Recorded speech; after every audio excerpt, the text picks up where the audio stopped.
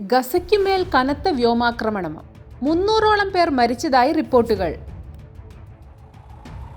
Israel പ്രധാനമന്ത്രിയുടെയും പ്രതിരോധ മന്ത്രിയുടെയും ഉത്തരവിൻ പ്രകാരമാണ് ഗസയിലുടനീളം കനത്ത ആക്രമണമുണ്ടായത്.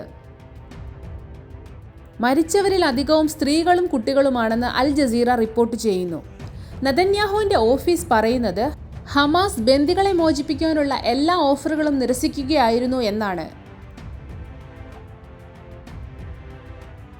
എന്നാൽ ഹമാസ് പറയുന്നത് മുൻ നിശ്ചയിച്ചതുപോലെ രണ്ടാം ഘട്ട വെടിനിർത്തലിലേക്ക് കടക്കണമെന്നായിരുന്നു. എന്നാൽ ഇസ്രയേൽ ഇത് നിരസിക്കുകയായിരുന്നു എന്നാണ്.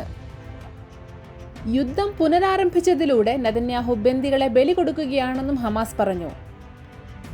ഇസ്രയേലിലുണ്ടാവുന്ന ആഭ്യന്തര പ്രശ്നങ്ങളുമാവാം നെതന്യാഹുവിനെ കൊണ്ട് ഇങ്ങനെ ഒരു തീരുമാനം എടുപ്പിച്ചത്. ഷിൻബെറ്റ് തലവനെതിരെ നെതന്യാഹു രംഗത്ത് വന്നിരുന്നു. ഇത് ഇസ്രയേലിൽ വലിയ ചർച്ചയായിട്ടുണ്ട്.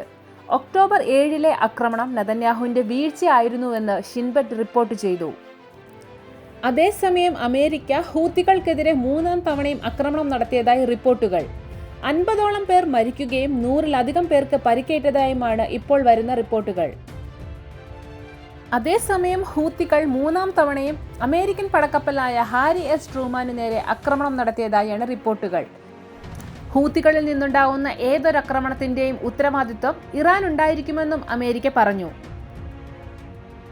അമേരിക്കയുടെ ചാരദൗത്യവുമായി ഇറാനിലേക്ക് കടക്കാൻ ശ്രമിച്ച ഡ്രോണിനെ ഇറാനിയൻ എയർഫോഴ്സ് തുരത്തി ഓടിച്ചതായി ഇറാന്റെ നൗർ ന്യൂസ് റിപ്പോർട്ട് ചെയ്യുന്നു.